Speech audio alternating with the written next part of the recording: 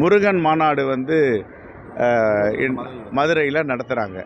நான் கேட்குறேன், மதுரையில் அமித்ஷா வந்து நடத்துகிறாரு, குஜராத்தில் நடத்துவாரா முருகன் மாநாடை? குஜராத் மக்கள்கிட்ட போய் முருகர் என்ற ஒரு கடவுள் இருக்காருன்னு சொல்லுவாரா? உத்தரப்பிரதேசத்தில் முருகர் மாநாடு நடத்த முடியுமா பாஜகவால்? அங்கே போய் அவர் தமிழுக்கு மட்டும்தான் கடவுளா? வட மாநிலங்களுக்கு கடவுள் இல்லை, வட மாநிலங்களுக்கு கடவுள் இல்லையா?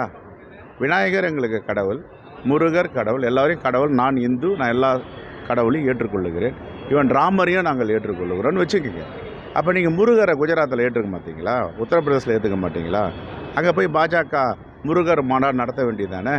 இங்கே ராமர் மாநாடு நடத்துகிறாங்கல்ல, ராமர் ஊர்வலம் நடத்துகிறாங்கல்ல தமிழ்நாட்டு மக்கள்.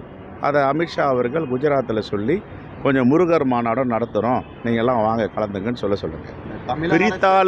பிரித்தாலும் கொள்கை, பிரித்தாலும் சூழ்ச்சி, இதற்கு பேர் போன கட்சி பாஜகவும் RSS. தமிழக அரசே வந்து முருகர் மாநாடு நடத்திருக்கு, இந்து அறநிலையத்துறை சார்பாக நடத்திருக்கு. பாஜக நடத்துகிற என்ன தவறு அப்படின்னு நாங்கள் நடத்துகிறத தவறு சரின்னு சொல்லலை. இதை கொஞ்சம் குஜராத்தில் நடத்துங்களேன்னு சொல்கிறோம். நாங்கள் நடத்துகிறோம் இல்லைங்க, நாங்கள் எல்லா கடவுளும் சரி நிகரான கடவுள், எங்களுக்கு பேதம் கிடையாதுன்னு சொல்கிறோம். உங்களுக்கே அந்த பேதம் இருக்குது.